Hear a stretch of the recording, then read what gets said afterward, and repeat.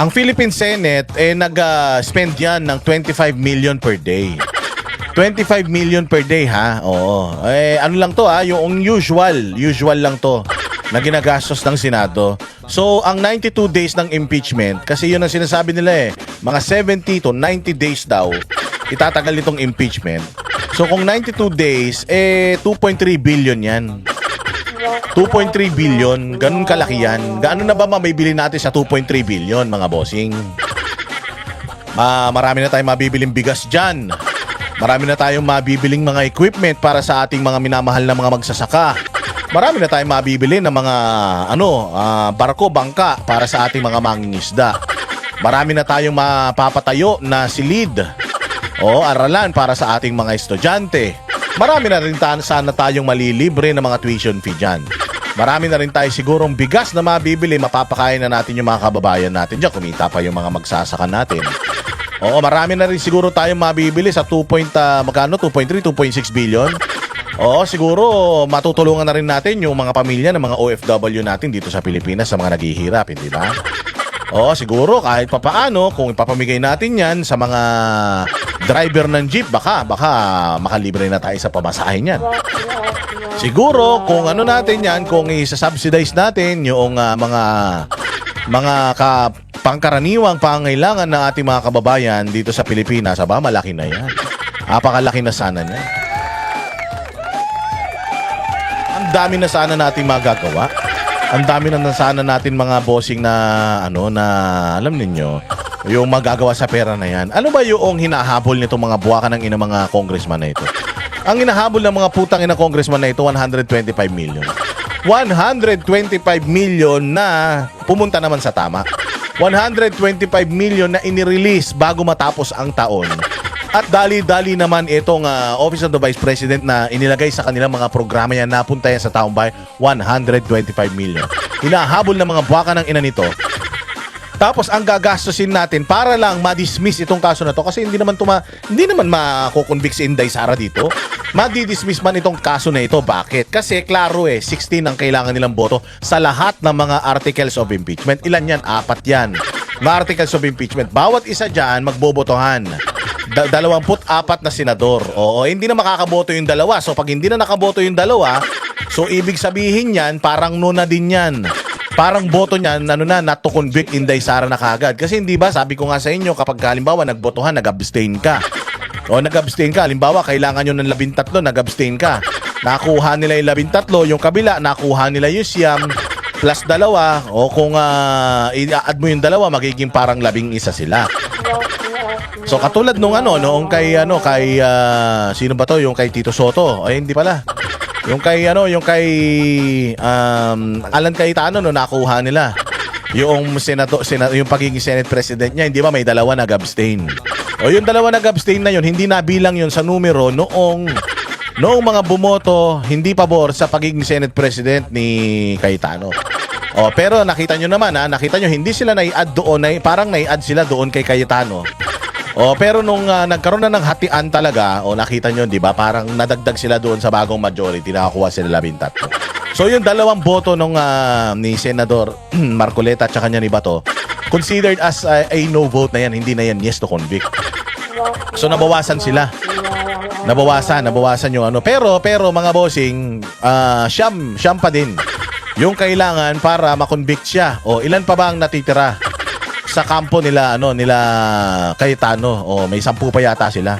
Kung may 10 sila, may 11 sila, di wala na, tapos na kagad ang boxing, sigurado naman hindi boboto ng mga yan. Yung ma-impeach si VP Sara, di ba? Sa kabila naman, ganun din. Sino mga re-electionist dyan? Si Rapi Tulfo, re-electionist yan.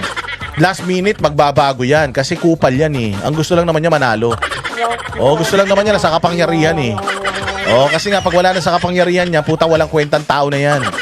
Ganun yan. Kaya ngayon, hindi, mga yan, di ba? Buboto lang naman dyan si Ontiveros, si Pangilinan, si Bamakino. Pero yung iba dyan, kahit nga si Tito Soto, I doubt kung bumoto yan Takot lang yan. Alam naman niya na hindi nila mapipigilan mga bossing yung pagiging presidente ni Inday Sara sa 2028. Ang takot lang niya yung huling-huling pagkakataon na maging senador siya. Puta mababaon pa siya sa limot. Di ba? Lahat yan, mga takot na yan. Lahat yan, mga wala na. So hindi nga sila nakakuha ng 14 13 nga lang nakuha nila, napilitan pa yung dalawa eh. Napilitan pa si Chis Escudero at saka si si Joel Villanuevang walang bayag eh. O hindi ba napilitan lang 'yan. O paano boboto ngayon niya kay Inday Sara? Alam naman natin na ang mga senador nakaangkla yung kanilang pagiging senador sa kanilang kasikatan, sa kanilang pangalan, reputasyon. O alam naman natin na ang mga Duterte ang pinaka-popular na politiko dito sa Pilipinas. Mula nung tumakbong presidente si Pangulong Duterte, naging napunta na sa crosshairs o sa pedestal ng mga magagaling na mga politiko at politiko na gustong-gusto ng mga Pilipino, ang mga Duterte. O nung napunta sila doon, lahat ng tao gusto maging kaibigan nila. O ngayon, papunta na si Inday Sara sa Malacanang. Hindi na mapipilitan yung pagpunta ni Inday Sara sa Malacanang. Kita mo naman, ang dami nang naninira kay Inday. Andiyan dyan yung mga komunista, mga adik, pusher, mga troll army, lalong-lalo na yung mga vlogger na mga bobo ng kabilang kampo. Pinklawan man yan, dilawan man yan, loyalista man yan, basta pare-parehas mga tanga yan. Nagsama-sama pati media, police, sundalo, nagsama-sama para pabagsakin si Inday Sara. Anong nangyari? Nakita nyo naman si Inday Sara, hindi ba? Pumunta ng Senado nung nakaraan, walang hiya na yan. Pagpunta ng Senado, ilang words lang yung kanyang binitawan, puta, nagulo, nawindang ang buong mundo. Nawindang na naman ang mundo ng politika. Ang daming bumula ang bibig bukod kay Luistro. Yung pangit na si Sendena, putang ina, pumuputak na naman. Yung pinagbabato ng tae sa Canada na si Claire Castro, nag-iiyak na naman. Ang daming mga nag-react, ilang liners lang yan ha. Ganon kasikat, ganon ka-trendsetter ang isang Inday Sara Duterte. You expect this person, this very popular person, the most popular politician in the Philippines to get impeached? Impeached by senators na nakabase lang din yung kanilang pagiging senador sa pagiging kilala. Oo, ganyan ang labanan sa Senado, kailangan kilala ka. Kailangan sikat ka. Kasi tinan mo, yung mga tumakbo ng Senado ng mga nakaraan, yung mga bobong vlogger na katulad yan, si Models of Manila, tumakbo-takbo, putang ina, nanay niya yata, di siya binoto eh. Hindi ba? Hindi ito usapin kung ka, matalino ka, abogado ka, hindi ka dito. Ang usapan dito kung sino sikat, yun ang mananalo. Mantakin mo, i-impeach mo yung isang pinakasikat. Ano mangyayari sa kasikatan mo? Yung lahat ng followers ng sikat na gusto nilang ipa-impeach, puta, magagalit sa kanila. Pag nagalit sa kanila yung mga yan, ako wala na, hindi na mananalo mga yan. Isagaan nyo sa bato, Erwin Tulfo, Rapi Tulfo, wala na, last nyo na yan. Putang ina yan. Wala mangyayari sa mga karera ng mga yan dahil umpisa pa lang pinakita na nila yung kanilang mga katarantaduan. Joel Villanueva, Mig Subiri, putang ina ninyo, subukan nyo magsitakbo ulit. Tingnan nyo, ang daming mga ngampanya para hindi kayo iboto, mga hindot kayo. Di ba? Isang punta lang ni Inday Sara, natain na kayo. Isang salita lang ni Inday Sara, nataranta na kayo. Sabi ninyo, pumunta ng Senado, pumunta si Inday Sara sa Senado. Ang lakas din kasi mga asar ni Inday eh. Napakalakas mo rin mga asar, Inday. Mantakin mo, pumunta ka doon, umupo ka. Pwede naman kayo mag-usap-usap ng mga abogado mo sa bahay mo, sa opisina ng Vice President, o kaya sa Jollibee, sa kanto. Pero, putya nang inis si Inday Sara. Naglakad siya papunta ng Senado. Tapos, pagdating doon, hindi tumanggap ng mga tanong. Umupo lang doon at sinabi niya na, dito sa labanan na ito, dito sa bloodbath na ito, maaaring masaksak ako, mapukpok ako, masapak ako, maaring duguan ako, pero wag kayong mag-alala, hindi ako yuyuko sa mga buwaka ng siyet na yan. Ang saklap, ang sakit. Yun lang yung sinabihan niya, sabay tayo. Pag tayo, nakita nyo naman itsura ni Inday Sara, ang ganda-ganda. Ikumpara mo sa itsura ng mga basher niya. Sino ba yung mga basher niya? Putang ina, Risa Ontiveros na parang pachinko ball yung muka, ang daing butas. Si Luistro na bula ng bula yung bibig, estapador, di pa nagbabayad ng utang. Si Leila de Lima na hindi pa kinakangkang, mukhang losyang na. Si Jokno na hindi nagsisipilyo. Si Lalyamas na puro tartar ang bibig. Si Lovely Granada na putang ina mukhang impacto. Ang papangit ng mga galit kay Inday Sara. Tingnan mo si Palsis na hindi naliligo. Si Palsis na putang ina amoy paa ng amoy paa na may alipunga. Yaan mga bossing, yung mga angkakapal ng muka makabatikos kay Inday Sara, akala mo ang babango. Akala mo ang kikinis. Pero kung titingnan mo mga kutis betlog ang mga putang ina. Kita mo naman si Inday Sara, kaliwat kanan ng batikos. Ano ang ganda-ganda. Ang kinis-kinis, flawless, kalmado lang. Pinagtutulungan na pero bulletproof yung Inday Sara natin. O, paano ba yan? Wala na. Kahit magsama-sama pa kayo, itodo nyo na pati pamato, pati panabla, pati pambigas. Itodo nyo na pati yung mga kaluluwa ng mga magulang ninyo, tsaka mga yumaon yung mga walang silbing mga lolo't lola. Isama nyo na, itaya nyo na, putang ina, maniwala kayo, hindi kayo uubra. Wala, panis. Diyos ko po, Diyan sa ano yun nga, bumalik tayo doon sa hinahabol nila 125 million. Tapos ang sinasayang nila dito ang sasayangin nila sa 90 plus days ay 3 billion. Ilang billion ba yon? Ilang billion para sigurado tayo? Ilang billion na ulit yon, Boss Dada? Ang sasayangin nila sa 90 plus ay 2.3 billion. Putangin na niyan. Ang hinahabol nila confidential fund na 125 million. Putsang inang priorities yan. Tapos ang pinakamasaklap nito, hindi pa mai-impeach si Inday Sara, magiging presidente pa si Inday Sara sa 2028 po. Tangina niyan. Ginagamit yung pera ng taong bayan para sa pamumulita kanyong mga hayop kayo, hindi naman kayo mananalo. Gusto nyo ngayon pala magbotohan na eh. Huwag na natin dinggin yan, didinggin nyo pa yan eh. Ngayon pa lang botohan na, ngayon pa lang pag debatihan na natin sino mananalo diyan, tapos na usapan. Huwag nyo na kayong gumastos 25 million per day. Ito 25 million per day ang gastos ng Senate. Iba pa yung gastos diyan sa diyan sa mismong hearing. So may 25 million na ginagastos ang Senado araw-araw. Meron pang milyon-milyon na ginagastos diyan sa hearing na yan. Natatagal daw ng 90 plus days. Gaano karaming pera, tapos ang hinahanap natin 125 million na naibigay naman sa kaayusan, naibigay naman sa maayos, naibigay naman sa mga benepisyaryo. Kung di ba kayo mga tarantado? At ito ang pinaka nakakatawa sa lahat. Sabi nga nila, kung ikaw'y mag-aakusa, you must come with clean hands. Ibig sabihin, kung mag-aakusa ka ng pagnanakaw, siguraduhin mong hindi ka magnanakaw. Kung mag-aakusa ka ng isang krimen, siguraduhin mo na hindi ka kriminal. Kung magsasabi ka sa isang tao na bobo siya, siguraduhin mo matalino ka. Magsasabi ka sa isang tao na pangit siya, siguraduhin mo na pangit, na maganda ka. Ganun yan.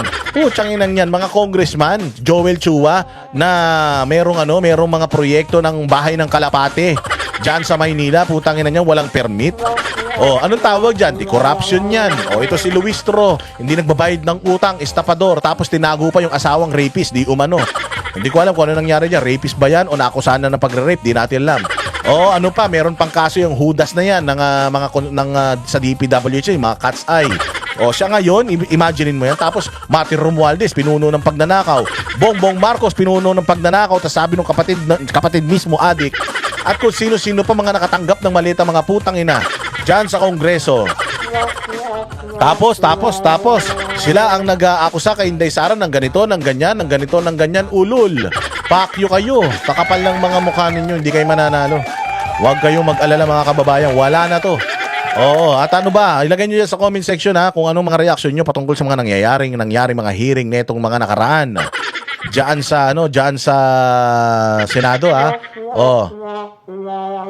expert daw. Yung kanilang sino ba 'yon? Yung kanilang testigo na dating NBI. Yung NBI na yan din daw nag-imbestiga kay Sir Jack.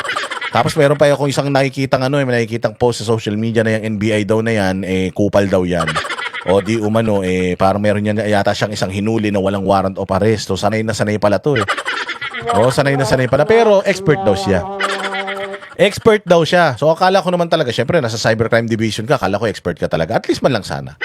Ang kinuha mong, ang kurso mo, computer engineer ka, computer scientist ka, electronics and communications engineer ka, o kaya information technology course ang tinapos mo. Tayo na, kurso, accounting.